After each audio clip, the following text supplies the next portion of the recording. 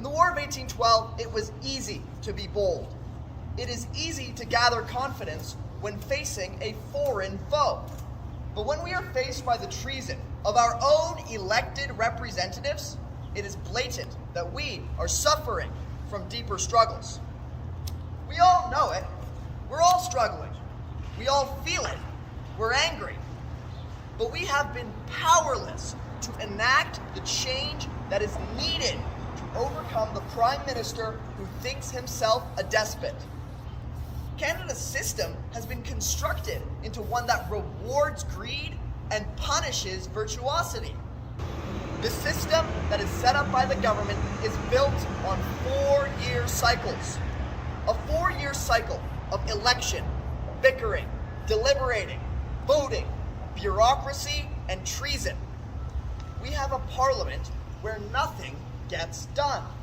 And what does get done is only done so because the CEO of Loblaws paid off both sides to vote for it.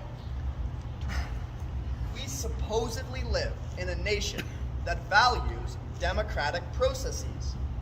But when grassroots Canadian people merely disagree with the ruling elite, it is a national emergency. This is because our supposed democracy is only about the appeasement of the various interested parties. It has been this way since its inception in ancient Athens. Only now, the only thing that's changed is the scale and the importance of the lobbyists. In Canada's years past, the people did have a say, because we were the strongest lobby.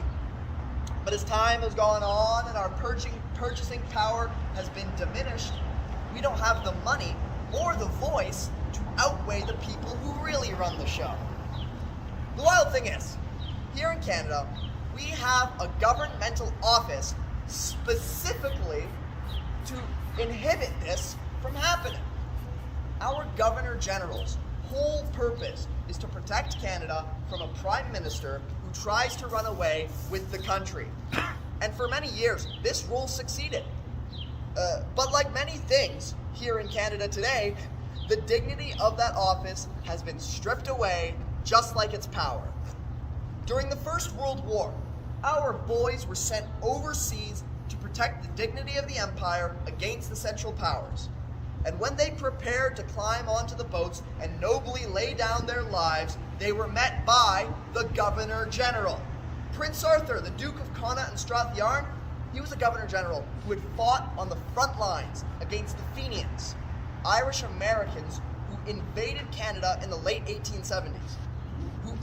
The Governor General understood the fear that men would face going into a battle and had served alongside Canadians in war before. He gave them the encouragement they needed to make Canada one of the most infamous forces of the First World War. So how is it then our Governor General is so disgraced that I bet most of you probably can't even name her? And before, I bet the only reason you know who she was because she beat her house guests. So in the 1920s, Prime Minister William Lyon Mackenzie King, who was the Prime Minister during World War II, led a minority government. And he had made an agreement with the Governor General of the day, who was a veteran, frontline veteran of World War I, that he would not force an election in the case of no confidence. He would cede the government to the Conservatives. But when in 1926 came and he was facing a vote of no confidence, he went to the Governor General and he demanded, the Prime Minister demanded to the Viceroy of Canada, he said, call an election. The Governor General reminded Mackenzie King, he said, we had an agreement, and he handed the government over to the Conservatives. Immediately following, Mackenzie King resigned, and he went over to Britain and demanded in front of the British Parliament that they amend the Statute of Westminster to reduce the power of the Governor General.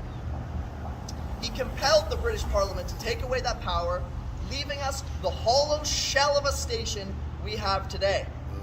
This greed for power, it overrules any respect the Prime Minister may have for his office, and definitely more so than the people. I'd like you to imagine the quintessential Canadian in your head. What are you thinking of? A Mountie? A lumberjack? Coal miners, fishermen. All of these are former institutions of pride, industries built on the backs of Canadian settlers that constructed this nation from bare wilderness into the city you see today. But these industries are being sold out, shipped overseas, or importing those from far away to do those jobs for us. Then they act like those lumbermen, those pioneers, they never existed. Canada was always the way it is today. It has never been different. And if you think otherwise, well, you're racist. True. You're a human rights violator. In our schools, they don't teach us the stories of valor that make up our history.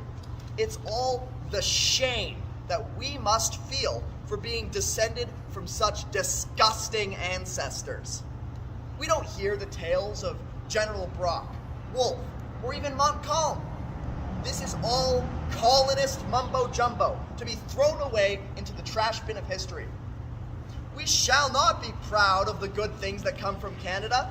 The labor of those who went down into the mines, drove the logs, or tilled the soil is because they want to dishearten us and uproot us. When they uproot us, we don't remember the songs of bold Canadians who fought to protect this country against all odds. Because if we knew, we might fight to protect our country from them. So we must take care to keep our sacred history in mind. Because we must respect our elders and the shared wisdom of all of our collective forefathers. It beats any new thing they come up with today. Because every day, they import thousands into this country. People who don't have ties to this country. People who don't desire to foster this country and renew it. They think that Canada is an economic zone, a cash cow to be milked. We're not a proud people with a prouder heritage. We're a fringe minority who needs to lay down and die. This is why they levy tax against us, cancel our industrial projects and pipelines to ship them across the seas. It's a globalist agenda that seeks to divorce us from our birthright, say that we owe our inheritance to the whole world. Our sacrifice means nothing because they feel that the sacrifice is owed to the altar of their world government. They want to change this country, come up with a new Canada that is official multiculturalism. But we were just fine before. And in my heart lives that Canadian lumberjack, burling down the white water, the pioneer Mountie, building a fort on the Canadian plains, or the brave settlers that constructed this braver nation.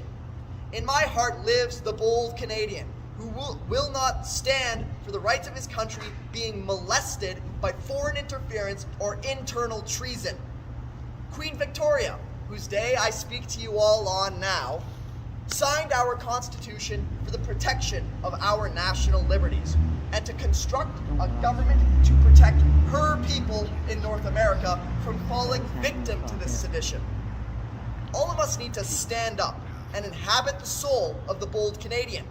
For if we don't protect the rights and the values of our Constitution set forth by Queen Victoria, then we will continue to degrade and fall victim to a Prime Minister who wishes to exalt himself above the station of his office.